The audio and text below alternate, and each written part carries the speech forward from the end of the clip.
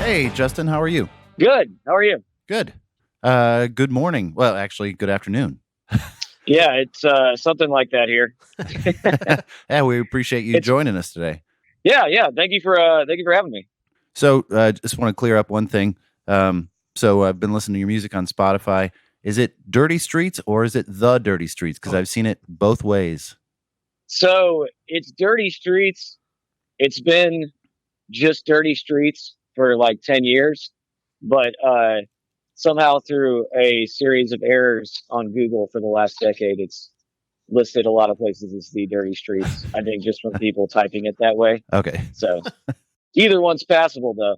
So yeah, I wasn't familiar with Dirty Streets before, like maybe a couple months ago. We did an interview with Chris Tapp from Cold Stairs. Yeah, love that guy. He and I started chatting. He's a great guy. He and I started chatting a little bit outside of the podcast about music in general. And he goes, "Hey, there's this band out of Memphis that I think you should talk to. I think it'd be really great." And I'm like, "Yeah, send the name my way, and we'll see." And so he sent it to me, and just started listening to the first few tracks of White Horse, and I'm like, "Holy crap! Okay, yeah. This is somebody we need to talk to." So that was kind of a no-brainer. That's awesome. I feel like when most people tell me that they heard about us, it's usually in that way, word of mouth at the moment. So that's kind of been the story of our band for a while. I feel like that's kind of where the industry is headed. Yeah. Because you don't get a lot of publicity anymore. They used to have the avenues of MTV when they used to play music on MTV, and there was a road to get people noticed, and I think that's kind of vanished to some degree. So you have to rely on a lot more word of mouth, a lot more street presence, and a lot more, just doing little things to get your name out there. A lot more direct interaction too through social media. People are expecting the Absolutely, bands. And that's the thing is, I mean, you have social media as an avenue, but it's so saturated, and there's really no control over who's getting through and who's not.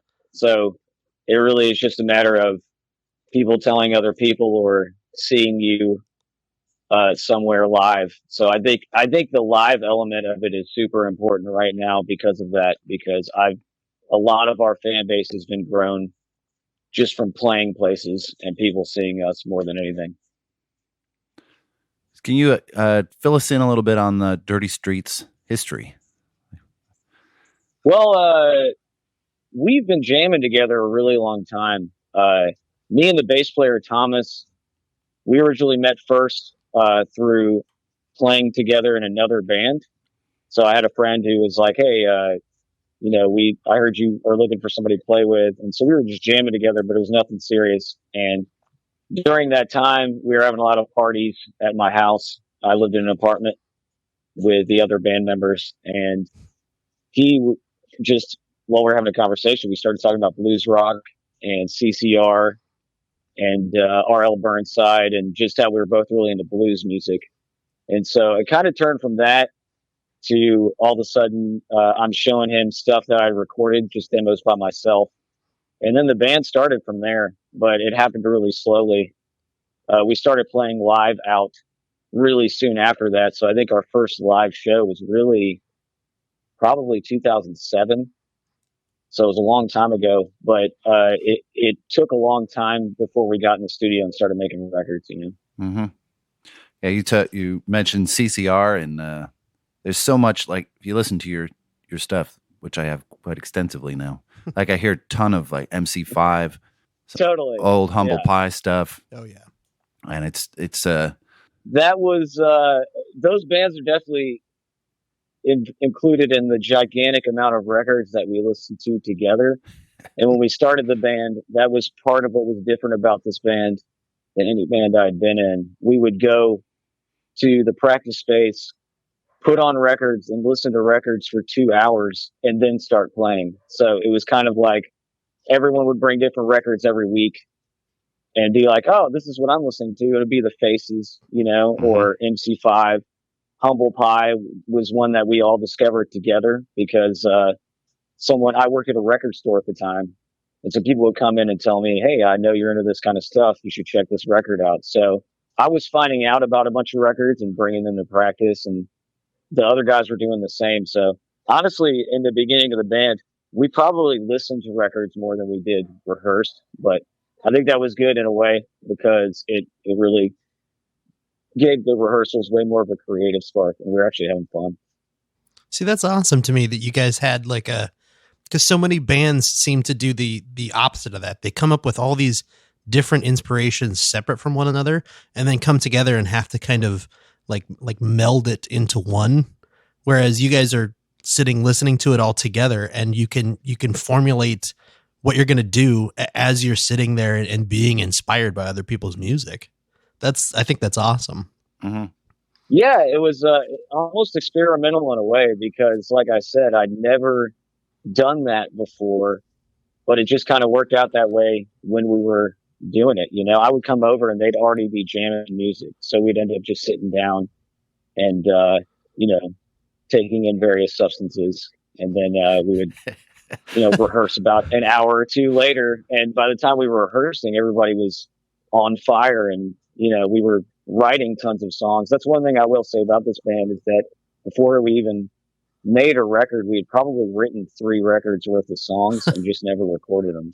So do you write collaboratively, or do each one of you individually write, or is there one person that's like the primary songwriter? I would say I'm the primary songwriter, but when we started the band, I had just little nuggets of songs. I mean, not even, it was pretty much, I told them I had songs, but it was kind of a lie. I was like, oh yeah, I got all these songs. But what I really had was about 3 seconds of a riff. You got a riff. And maybe, oh yeah, exactly. And a chorus melody. And then I would make up something in front of them and be like, yeah, that's the song I wrote. And, so, I can't take as much as I will say I'm the primary songwriter. I write pretty much all the lyrics and all the melodies. I mean, the thing about the way this band works is that the songs really are constructed in rehearsals always. And the other 2 guys have been super instrumental in, working the songs out and arranging them and being like, hey, we should do this here. So, I write the core of the songs. These days I bring way more complete songs to the band, but I'm still just really writing the core of the songs, the lyrics and the melodies, and then anything instrumental and any kind of spice is just bringing it to them. And we kind of have a chemistry at this point because we've been playing together so long. So it usually just kind of works itself out. Yeah, there's definitely there's a swagger too when you listen to it. It's I've been listening to your drummer. Just it sounds to me like Mitch Mitchell from Jimi Hendrix Experience. He is so busy back there, and as a 3-piece, he's got to fill in some holes that no rhythm guitarists know this or whatever, no keys mostly. So he's a workhorse back there. Yeah, when he got in the band, he was only 17. Oh boy. And and so we were basically looking for drummers, and we had tried out 3 or 4 of them, me and the bass player Thomas, and we were just having no luck. And he said, hey, well, I heard this guy down the street from my house, and I heard him playing in the attic, and the license plates on his car say Las Vegas. So maybe he's not in a band, because that's the problem with drummers. They're always in 7 bands. Uh-huh. So that's true. At least in Memphis, Memphis that's is true like, everywhere. Yeah. Okay, good. Because it's a real working town of music. So every drummer here is, just employed massively. So yeah, we thought he said maybe he'll play with us. And I was just thinking, all right, first he has to be into the style, which what are the chances? Right. Second, what are the chances he even wants to play in a band all the time and constantly gig? And then he showed up and, apparently Thomas went and knocked on his door. And so one day he came to rehearsal and immediately when he started playing, his style was like no one I'd ever heard. You know, he hadn't really been in a band, so he was really loose and but he had just this incredible finesse, you know. And he was a teenager, and I was just like, okay, I had made a decision before he even showed up. I'm not going to be in a band with a teenager.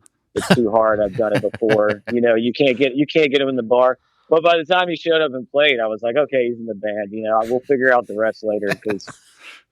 And then part of it was just us learning together. You know, I feel like when you mentioned something like swagger or some kind of groove, that was all stuff that when we started was non-existent, and it kind of just, you know, you sit there and you soak in all these other bands that have that, and then if you do that, immediately sit down, that's really what you're searching for, more than a style or more than any specific thing. You're not really trying to emulate a specific music, but you're kind of just trying to pick up that groove and that swagger that other bands have. Definitely. You know? The attitude. You can hear it. Yeah. You can hear the attitude through the music, for sure. Totally. Yeah. And that's kind of a Memphis thing too, in a way. A lot of the bands around here are really soul and blues based. And that's kind of what that music is all about. So I feel like that seeps in no matter what when you live here. Speak to me.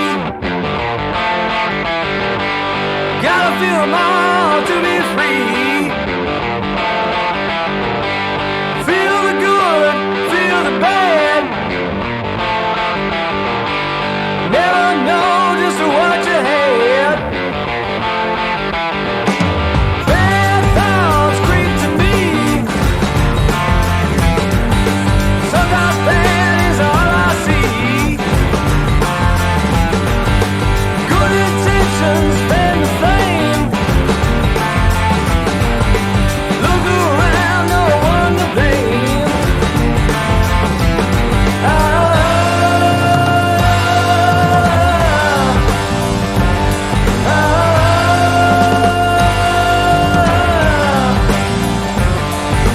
Problems come and go, but right now is all I know. Bittersweet to the taste. Access puts you in your place.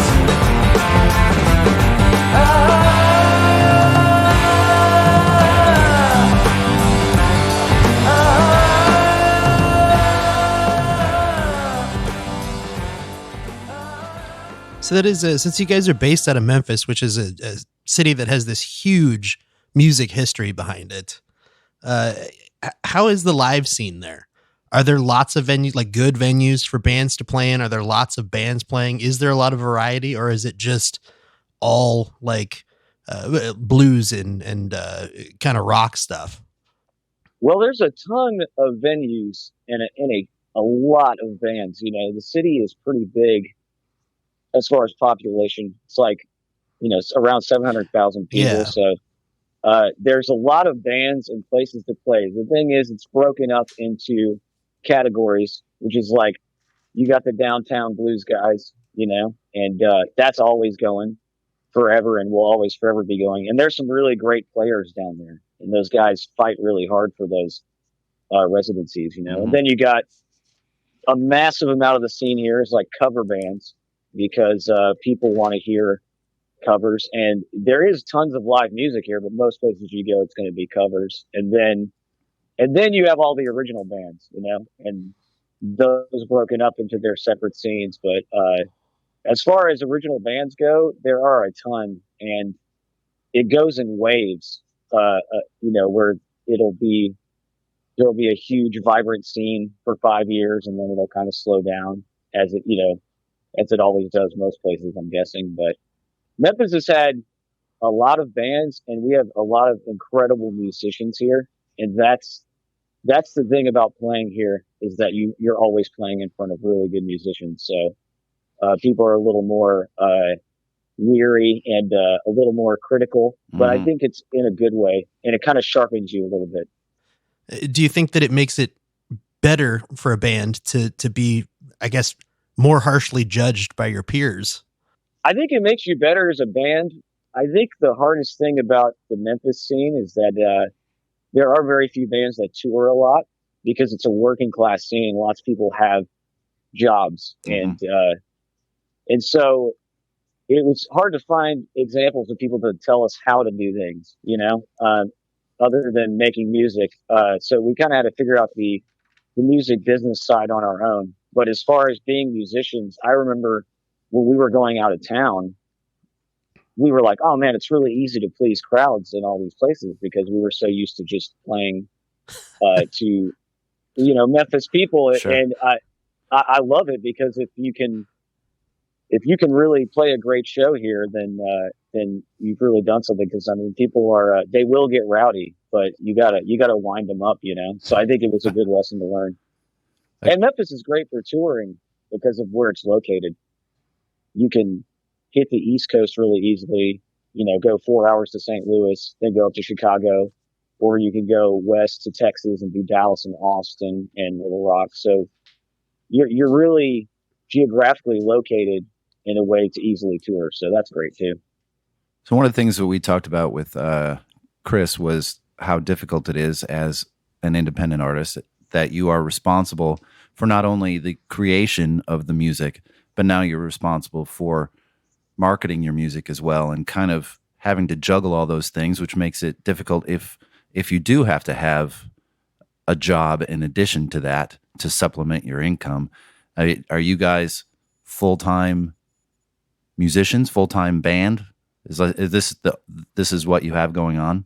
We're in a strange position right now where we're sort of on the cusp of doing that. This is the first year where we've really been able to take a lot of time off and tour and make enough money to supplement our income. So I'm thinking that it seems like we're in sort of a transitional period, and we're going full time as of 2020. So right now we all hold part-time jobs in town. For a while we all worked at restaurants, so that's been sort of the thing that everyone did for a long time. But Sure. Then we started touring too much really to do that. So So you said 2020. You said 2020. You have at least one record coming out, right? In 2020? Yeah, we'll have two records coming out. Okay. One is on a Live Natural Sound, and that's the record we've done at this point 2 records on with them, and they're a great label out of California. And it's a live record we recorded here at Diddy TV, which is a live broadcast thing in Memphis. And the session we did went so well, we were like, hey, let's go ahead and put this out. So that should be coming out in the spring. Okay. Is that all new material, or is it kind of like a concert setting? It's sort of almost like a best of, because we play a bunch of songs from our catalog over the period we've been a band, and then there's 2 new cover songs on it that we had never recorded or played before. One, both by a guy named Joe South. One of them is a song called "Walk a Mile in My Shoes," which was his only really big hit. And the other one was a song that Otis Redding covered called "Tell the Truth," and it's a great song. I don't know if you guys are familiar with Joe South, but he's pretty amazing, prolific guy. He wrote "Hush," the song that was covered by Deep Purple. Deep Purple, yeah. Yeah, he wrote, and he played on "Chain of Fools," that guitar part at the beginning. That's him playing. Oh, okay. Well, by I Aretha Franklin. haven't heard of him before, but now I will. He's another one of those musicians that everybody's heard, but nobody's heard of him. Exactly, and it's pretty recent for me. I'd heard that "Tell the Truth" song. I have the album by Otis Redding, and I thought that was his song until I realized that it was also written by Joe South. So I started diving in, and And when you dive in on that guy's history, it gets pretty deep. There's a lot. It's a lot of stuff. And then the second album you have coming out, is that studio based? Yeah, the second album we have, we're kind of wrapping up right now and tying up the loose ends, but we did it with Matt Rossfang from Sam Phillips Recording in Memphis, and he's a great producer. We never really worked with a producer before, so this is our first time doing that, but it ended up being an incredible experience, and pretty proud of the record and anxious to get it out. I don't know what the details are going to be on it yet since it's still being finished, but that I'm guessing will probably come out, sometime in the summer, hopefully, of 2020. So I guess that's a good question. So you said that was like kind of the first time you've worked with a producer. And like in doing some research, I noticed that Blades of Grass and White Horse were both recorded at Ardent Studios, and Distractions was done at the famous Sam Phillips Studios. So how does where you're recording and who is doing your recording, I guess, really affect the way that the record comes out for you? I've always been into the production aspect of recording. So in a way, and so is Thomas, our bass player. He's been really into it. And so a way we've always kind of shaped how things are arranged, and, we're going to put acoustic here and how certain things sound tonally. And we've always really focused on drum sounds and everything. But, I would say that the engineer is really important, because obviously my ability to make things sound the way I want to is very limited, because I really don't know much about recording other than I like the drums to sound like this and I like the guitar to sound like this. So when we did the first, we actually did a couple of records independently before Blades of Grass even. And those were recorded in sort of a more DIY setting, Mm-hmm. And so I think that was good, because it kind of led us up to,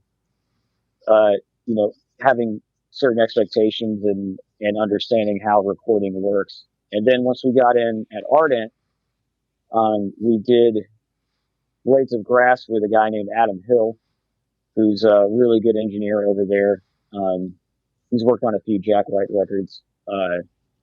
And he was really good at sonically immediately sort of knowing what we were looking for.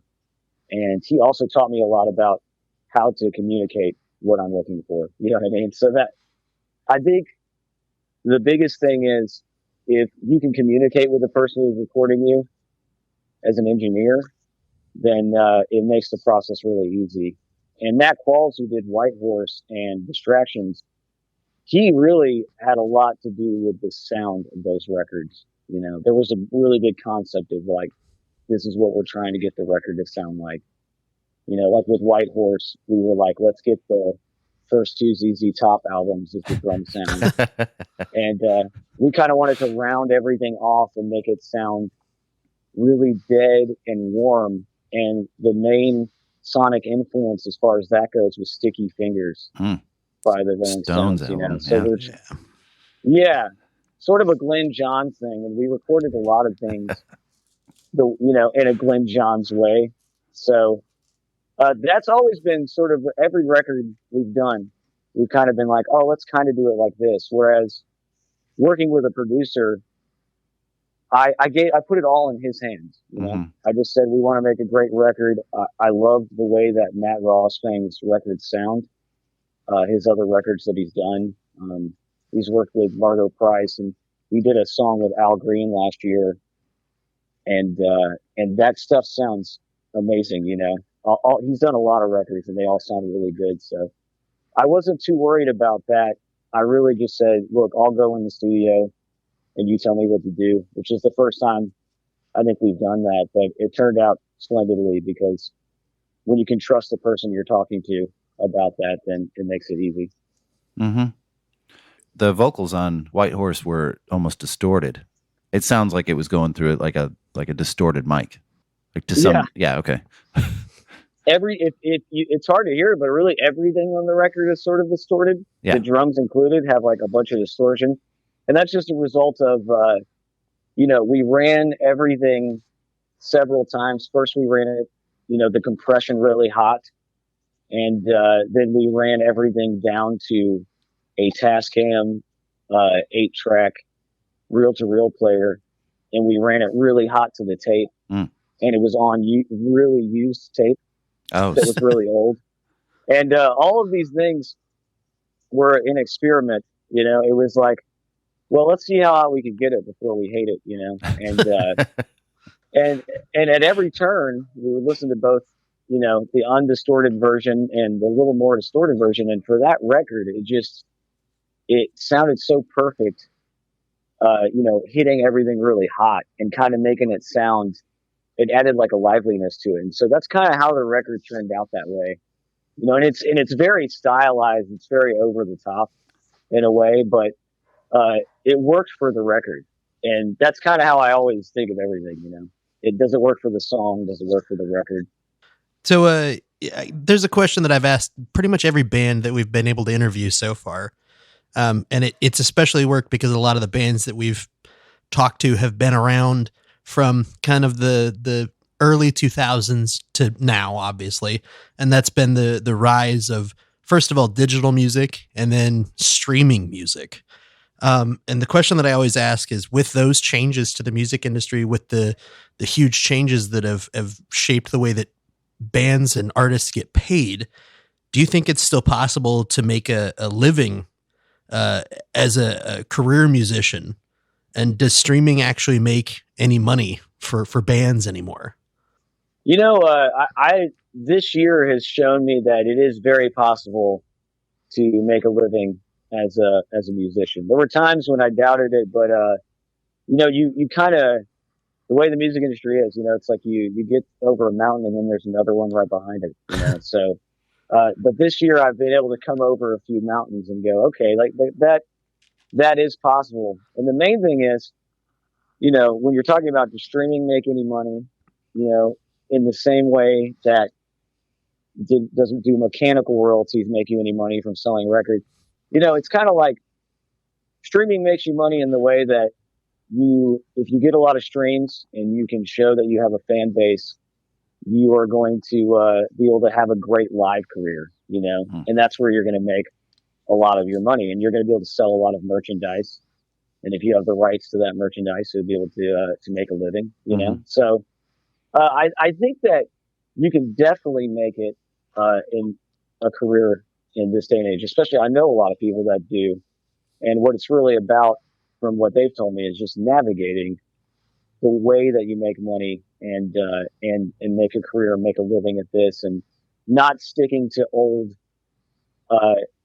adages that have been beaten into your head over the decades. Because if there's anything that I've learned in the last 10 or 12 years of doing this, it's that nothing is the same as it was in the 90s when I was a kid and I was playing in bands, and bands were sending off press packs and getting record deals, and getting in magazines. It's like magazines barely exist anymore, So it's definitely been a learning experience, but I think adaptation is the name of the game, Yeah, you could have never seen this coming. I mean, when I was playing in bands in the 80s growing up as a teenager, like the dream was always, first get a garage band, then you guys jam, then someone's going to hear you, then you're going to get a record deal, and I'm going to tour the world and make boatloads of money because, that's how it was going to happen.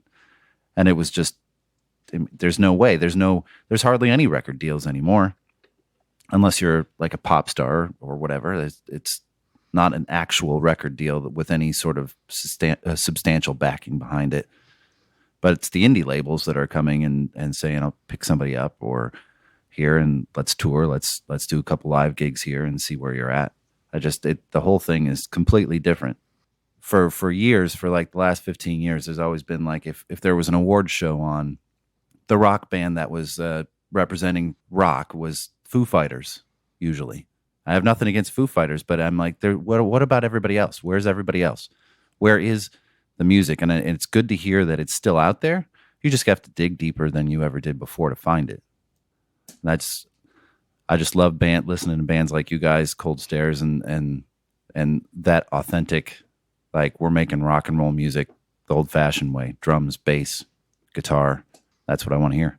I think it's beautiful because the people you run into these days that are playing live band music and making it in recording studios and playing it in music venues, there's a lot of authenticity that you run into when you're touring now, because since there's not as much easy money just falling out of the sky, I think it culled a lot of the guys who were just trying to be cool and get lots of girls out of the scene. It seemed, when I started playing music, there were a lot more of those guys around, and it seemed, and it just seems like the one thing I'll say about now is that I run into a lot more great, genuine musicians trying to make good music, and for the sake of making good music. And I think that's the beautiful thing about it.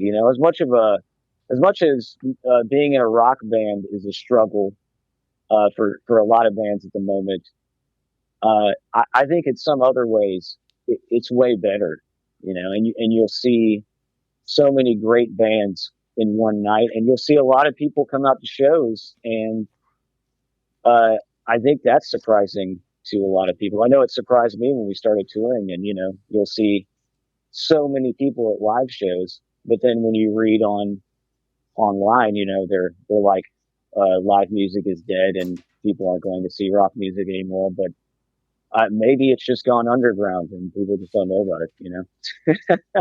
That makes sense. So to wrap it up a little bit here, what are your, Matthew, do you want to ask this question? Oh, yeah. This is a little bit more in your wheelhouse. Yeah, it's an exercise that I like to do with friends and people that we interview now. So, dropping you off on a deserted island tomorrow, Justin, you can only take 5 records with you. What are you taking? Oh, that's the easiest question I've ever been asked. I'm just kidding. Not really. Okay, so there are a few easy answers for me because I'm there's only a few bands that I'm a massive fanboy of, I'm a huge record collector, but there's the records that you listen to over and over again and you don't really seem to get sick of. Uh-huh. So I would start with those. So it would probably be something by the Stones, and I'd probably say either Let It Bleed or Sticky Fingers, because both of those records are Masterpieces? They're masterpieces. They're constant rotation, and they're some of those any mood sort of records for me. It doesn't matter if I'm pissed or I'm having a great day or I'm sad, And then probably something by Hendrix, because in the same way, I feel like I can listen to Hendrix for long periods of time. So probably Axis Bold as Love, I think, would be that's the one. My Hendrix piece. That's, to me, that's like the most well-rounded record. I feel like that's when he was really at the peak of his realization as an artist, Agreed. And then I would probably do something soul related. Probably, man, that would be the hardest one for me, is to pick soul records. But I think I would probably take an Otis Redding record. Maybe Tell the Truth. I really like that record. So, or Pain in My Heart. That's a great Otis Redding record. And that would be a good one to throw on the island, when you're real lonely. So you got to have that record too. You can't just have the feel good ones. Exactly. And let's see, I got 2 more. You got 2 more. Yep. Man, this one might come out of the gate in a unexpected way, but I think the Grand Funk Red album, that is just such a massive heavy hitter for me. And it's not like any of the other records I really like, and it's sort of all over the place and straight ahead at the same time. So I think that would be number 4. And then number 5, I would have to get some jazz, something like I'd probably. This is going to go deep, but there's a record by Grover Washington called Mr. Magic. Great jazz record from the 70s, something along those lines. It's sort of in that vein, like Herbie Hancock, and that sort of great stuff, that era of jazz. Yeah, fusion. So that I think that could really round it out. After having the heavy Grand Funk Red album, rounded out with some jazz. That's just laying on the beach. If you're on a deserted island, you're just hanging out, just Exactly. listening to some Yeah. jazz. I'm really taking the island into account here. I'm trying to think what's the good soundtrack for every different type of day I'm going to have at the island by myself. See, that's what makes the exercise so effective. So you have to really dig deep and be like, what would I listen to all the time? Exactly. And hopefully I could have some books too, because I think that those would also come in handy. Yeah, we're not limited in the media, just 5. So if you want to bring some books, you go right ahead. Okay, great. So, Justin, if people out there listening to our podcast want to get a hold of you via social media, where would they head? What do you have your addresses and all that? Yeah, if you go to dirtystreetsmusic.com, that'll guide you to every one of our social media accounts and all of our music videos and tour dates and everything. Okay. Probably the easiest way. And if you just Google Dirty Streets, we're the first thing that comes up.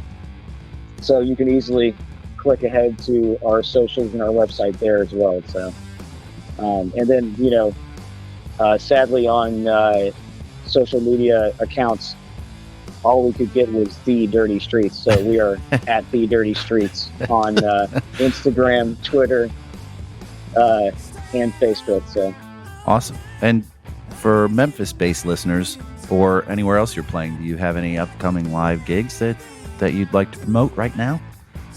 Yeah, we're playing at B-Side here in Memphis, which is a cool bar, on December 27th. And we got a couple more dates that I just announced in February in Arkansas, which is real close by, in Hot Springs and Little Rock. And then we're about to announce a big tour, probably out west, coming here in the next couple of weeks. So if you follow us on our website, you'll be able to see all the dates if they're updated. Very Awesome. cool. Very cool. Well, thank you so much for joining us, Justin. We're going to I appreciate it, guys. put this all together and get this out there for you. And Yeah, this has been great. We love talking to artists, especially ones who actually like to talk. Yeah, man. And I'm a fan of the podcast. Like I said, I checked out like a couple of episodes. So you got me hooked. It's a real musician's podcast. Like I consider myself sort of a music nerd, and you guys really do it for me on the podcast. You go deep. I like that. I like being able to find out all kinds of stuff because I already read a lot about bands. So anything else that I can find out, I'm a sponge. awesome. Thank you so much for that. Yeah, we appreciate that a ton. And we will Yeah, man. we'll post this up. And we look forward to talking to you in the future. Hopefully we can get you back on after the album is released. Yeah. Yeah, absolutely. I'd love to. If any of your tour dates end up nearby, maybe we'll be able to swing by and see you too. Yeah, man. I'll get in touch if they do. Sounds good. You have a great day, Justin. Thanks again. Yeah, take care. All right, man. All right. Y'all take it easy. All right. Bye. Bye.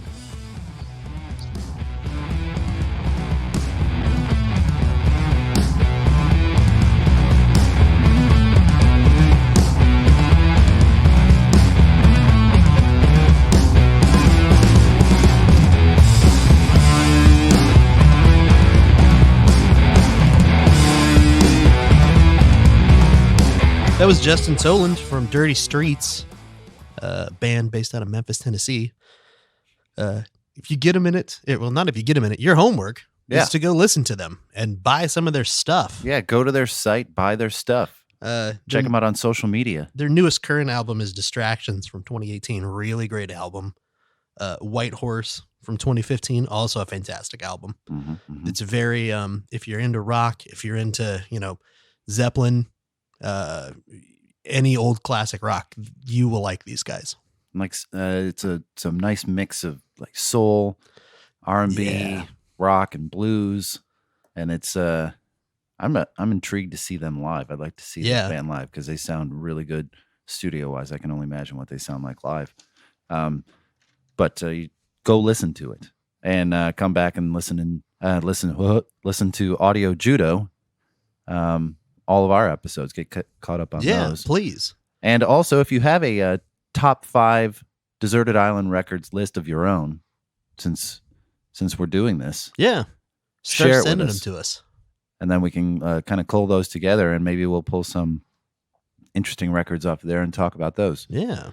Do you have all of our social media stuff there, Kyle? I can probably roll it off the top of my head here. Okay, why don't you do that? If you want to check out our website, it's just audiojudo.com.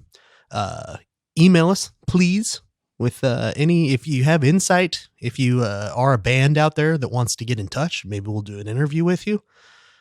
Please feel free to email us. It's info@audiojudo.com. Facebook.com/audiojudo. You can reach us there. Twitter and Instagram are @audiojudo. And that's pretty much it. Is there anything I'm forgetting on that list? Our GeoCities website is Angel we don't Fire. have that. Our Angel Fire website. I don't think we have either of those. Then no. I think that's good. it. I think that's everything. Well, keep listening. Like I said, get in touch with us, please. And we look forward to hearing from you. Yep. Thanks, everybody.